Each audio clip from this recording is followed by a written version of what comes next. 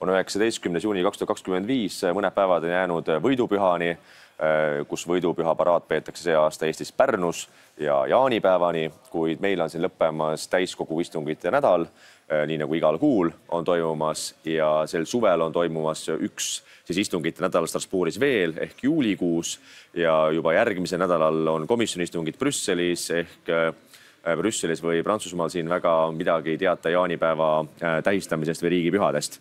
Aga mis on toimunud viimastel päevadel siin Euroopa Parlamendis? On toimunud nii mõndagi nii Eestis kui ka Euroopa Liidus laiemalt. Täna on neljapäev ehk ma kohe siit hakkan tagasi sõitma Eesti poole. Aga viimastel päevadel on toimunud loomulikult debatid ja hääletused. Kõige olulisemad küsimused, mille üle on debateeritud, on järgmised. Teisipäeva hommikul põhidebatt keskendus direktiivile, millega tahetakse kaitsta rohkem lapsi, alaealisi seksuaalse ärakasutamise eest.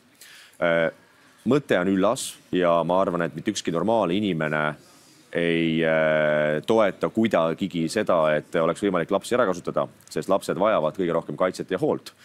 Aga see direktiiv loomulikult räägib ka sellest, et kuidas rohkem interneti avarustest kontrollida, ehk kuidas tekitada süsteeme, kus riigi võimul oleks suurem ligipääs ka tavaliste täiskasvanud inimeste tegevustele kuskil interneti avarustes ja loomulikult selle peale võib ju ka mõni valija või inimene öelda, et aga ma olen ju aus inimene, et mul pole mitte midagi karta. Nagu me oleme kuulnud seda ka Eestis väga tihti, et mis siis on, kui ilma minu teadmata näiteks politsei jälgib minu auto liikumist, mul ei ole mitte midagi karta.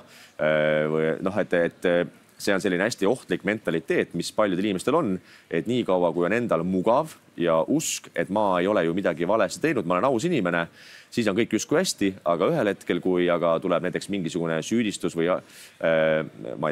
poliitiline või otsitud põhjus endale kaela kuskil prokuratuuri poolt, siis on küll häda väga suur ja nutt on väga suur ja hala, et kuidas riigivõim seda ära kasutab. Ja vaat see ongi alati kõige suurem oht, et kui loobutakse vabatahtlikult ka oma eraelulistest privaatsustest selle nimel, et aga ma olen ju aus inimene ja mina ju seadust ei riku, siis see on alati selline tee põrgusse, mis on sillutatud ilusate kavatsustega. Aga lõpptulemus ei ole üldse mitte meeldiv mitte kellelegi. Aga jällegi laste kaitsmise eesmärgi mõttes on see täiesti arusaadav. Kuid debati käigus mitmed konservatiivsemad saadikud, minu kolleegid samuti tõid välja enne minu kõne, et see probleem juba Euroopa ühiskondades on palju laiem ja suurem kui lihtsalt lapspornograafia levitamine, laste ärakasutamine, vaid probleem on üldse ühiskondades üle seksualiseerimises. Siia sobib näiteks tuua mõne aasta tagune avastus, mida ma ka kajastasin Eestis oma jälgijaskonnale, valijatele, kes tahab, see leiab ise ka selle ülesse, kuidas Euroopa Komisjon näiteks on Euroopa maksumaksja rahade eest toetanud teatud lasteraamatute väljaandmist 6 liikmesriigis, seal oli kas Hispaania, Itaalia, mingid riigid veel, et trükkida neid lasteraamatuid, mida jagatakse lasteaedadesse, kus räägitakse sellest, et mingisugune kaelkirjak on sooneutraalne. Siis mingi jõehobu on hoopis samasooline, ehk talle meeldib poiss jõehobu, kellele meeldivad teised isastest jõehobud. Ja neid raamatuid pakutakse lasteaial lastele, et nad juba 2 või 3 aastaselt hakkaksid õppima, et kes kellega magab ja kes on millise orientatsiooniga. Ja see ei ole normaalne ja seda on tehtud maksumaksja raha eest. Lisaks sellele, kui me räägime samasooliste paraadidest, ükski heteroinimene ei lähe lehvitama lipuga tänava peale ütlemaks, et ma armastan naisi või ma armastan mehi ja vastassoo esindajaid.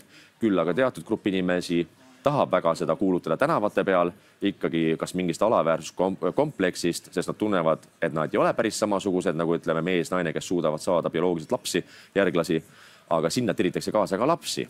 Ehk neid selliseid päris võikaid näiteid paraadides, kus titekärudes beebisid veetakse kaasa või laste ja lapsi, siis kõndima inimestega, kellel on mitte just kõige sobivamad riided seljas, stringid jalas, mis iganes loomade maskid peas, siis see on ka laste ärakasutamine enda mingisuguste perverssete huvide edendamiseks.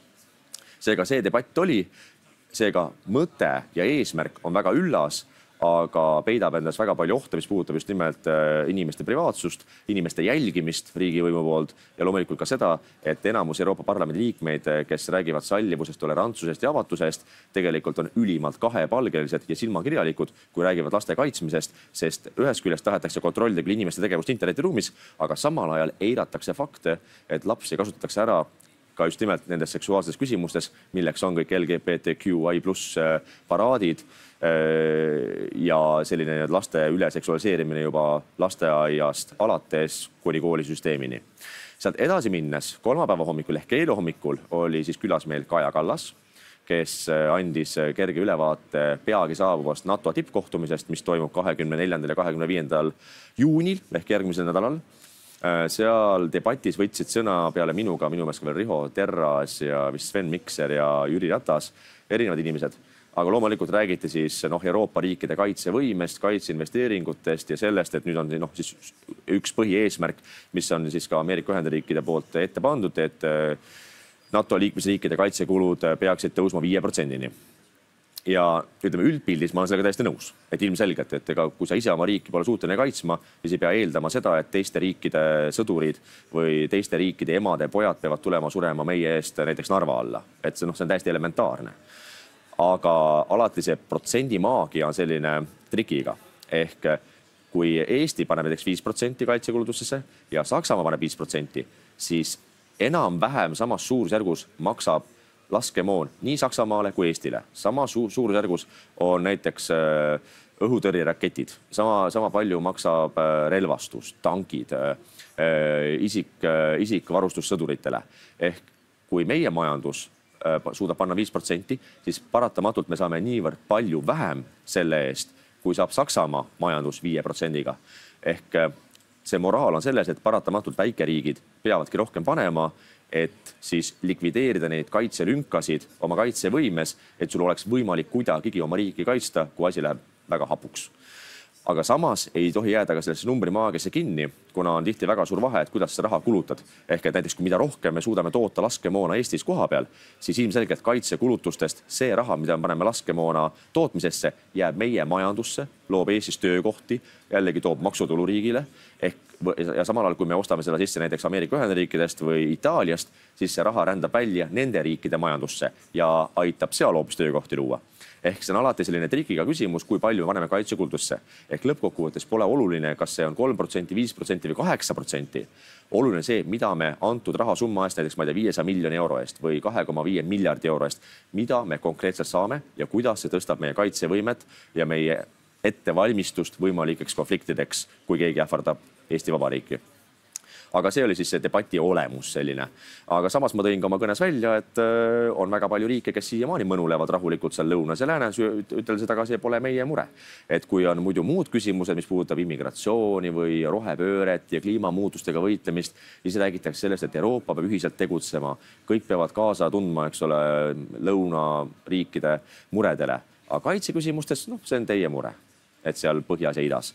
Ja paratamatult, eks ta päriselus nii ongi. Et ega me ei peakski eeldama, et kui meil on vaja Eestit kaitsta, et siis hispaanlased, itaalsed hakkavad jooksuga tulema meile appi. Et lõppkokkuvõttes, mida meil on vaja ühiskaitsehankeid, tugevamat koostööd, koordinatsiooni, eelkõige Soome ja Rootsi, Baltikumi ja Poolaga. Et see on see piirkond, kus on meil selgelt ühised huvid, ühine võimalik koht sõjaline ja kus me suudame nagu koos koopereeruda võimalikult efektiivselt. Et see on see reaalsus tegelikult, kus me elame. Lisaks sellele siis täna ehk neljapäeval oli hääletustel ka erinevaid raporteid, mis puudutab demokraatia olukorda Malis näiteks, seal osas Aafrika riikides veel, kuid kõige põnevam raport rääkis siis kasside ja koerte kaitsmisest. Ja selles teemas ma olen ka märganud ka Eestis sotsiaalmeedias on siis loomakaitseorganisatsioonid on kõvasti teinud kampaaniat, et ka Eestist valitud Euroopa Parlamendi liikmed hääletaksid siis selle ettepaneku poolt, mis aitab rohkem kaitsta siis kasside ja koerte heaolu. Seal räägitakse siis sellest, et kuidas näiteks ei tohiks loomi magama panna varjupaikades. Ja see muidugi ei ole väga realistlikud ettepanekud, et inimlikult aru saadav, et on inimesi meie Euroopa riikides ja ka Eestis, kes siiralt muretsevadki kasside ja koerte heaolu pärast. Aga samal ajal reaalsus on see, et tihti tuleb neid loomi magama panna varjupaikades, kuna nad uut kodu suure tõenäosusega pole siiamaani leidnud ja lõpuks nad peavad virelema seal puurides ja lõppkokkuvõttes, kes selle eest maksab, et nende elu siis pikendada mingi perioodi võrra selleks, et lihtsalt hoida ära siis magama panemist. Ja lõppkokkuvõttes ma ütlen ausalt, ma hääletasin selle raporti vastu, mitte et mulle ei meeldiks kassid ja koerad, aga see ei ole Euroopa Liidu küsimus. See ei pea olema Euroopa Liidu tegevus või siin ka Euroopa Parlamendis, et kulutatakse aega, maksumaksja raha ja seda inimressurssi sellele, et reguleerida liikmesriikides koerte ja kasside heaolu. See ei ole Euroopa Parlamendi ülesanne. See on iga liikmesriigi sisepädevus. Loomulikult tuleb tagada liikmesriikides ehk meie puhul Eestis, et koerte ja kasside kohtlemine oleks võimalikult viisakas, aga sellega ei pea tegema Euroopa Liit. Euroopa tegelikult sellega, et kuidas lõpetada rohepööre, majanduse tapmine, ülereguleerimine, see on need küsimused, millega Euroopa peaks tegelema, mitte kasside ja koerte heaolu eest võitlemine. Ja lõpetuseks loomulikult, nagu te nägite eelmistel päevadel meedias, siis Eestis on tore asutus nimega Erakondade rahastamise järelevalve komisjon, siis lühendatult ERJK, mida juhib juuraharidusega eksminister Sotsiaaldemokraatliku erakonna liige Liisa Oviir, kellega siis nende komisjonil on kana kitkuda väga paljude juba poliitikutega. Siin on nimekirjas küll on Urmas Reinsalu, Mart Võrklaev, Riho Terras, ka Marina Kaljurand ja mina.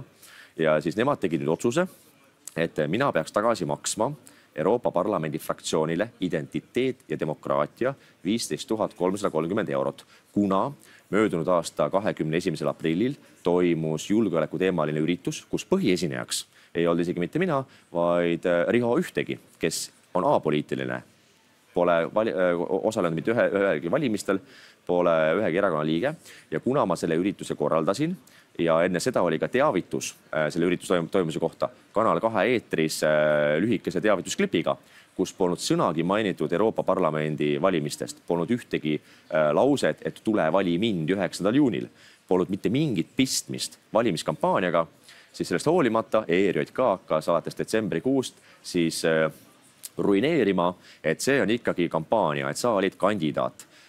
Ja et isegi kui see polnud valimiskampaania, siis Euroopa Parlamendi eelarve kasutamine poliitiliseks tegevuseks on keelatud annetus juriidiliselt isikult Eesti erakonnaseaduse mõistes.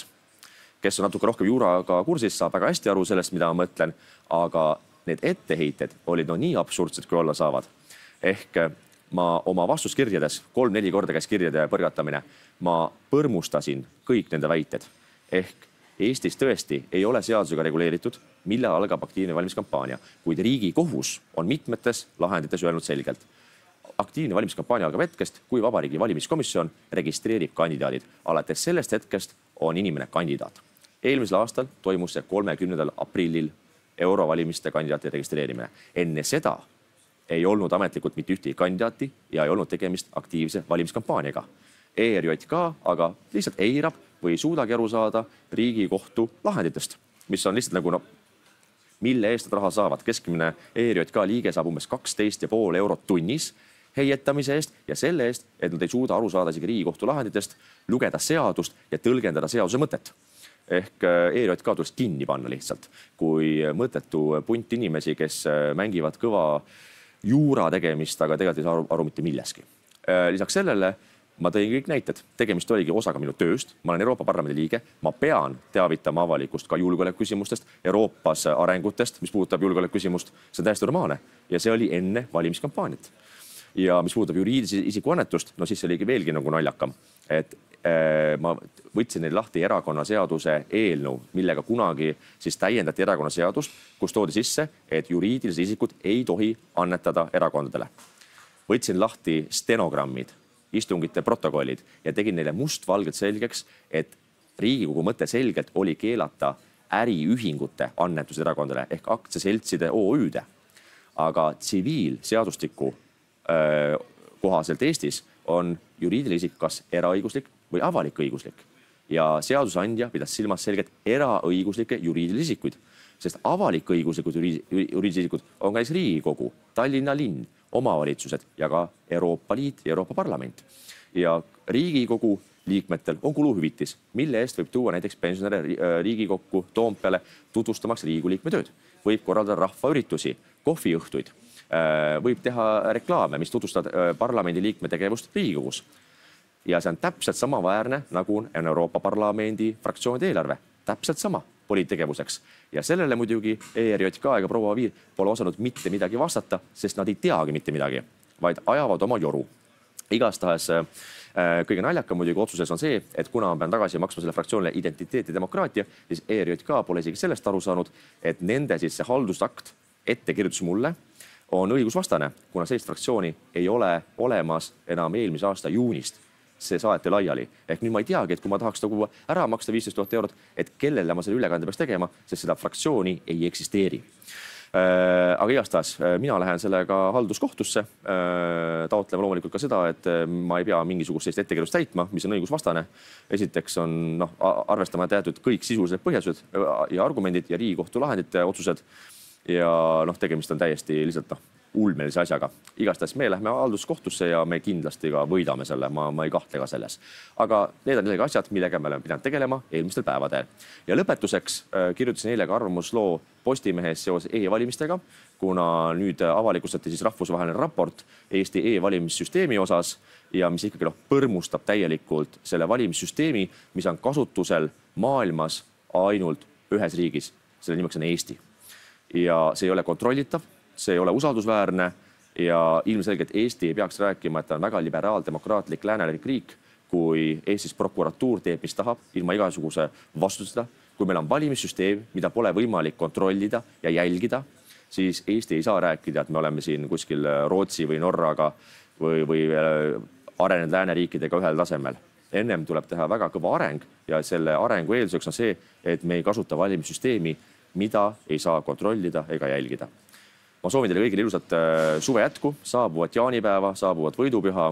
Kohtume arvatavasti juba nädala pärast Brüsselist, Euroopa Parlamendist. Seniks aga külastage ikka minu kodulehte jaakmadisson.ee. Jälgige siis viimaste päevade kõnesid kas või YouTube'i lehel või sotsiaalmeedias Facebookis. Mina saadan kõigile toredaid tervitusi ja kui varem ei näe, siis juba järgmine nädal Brüsselist.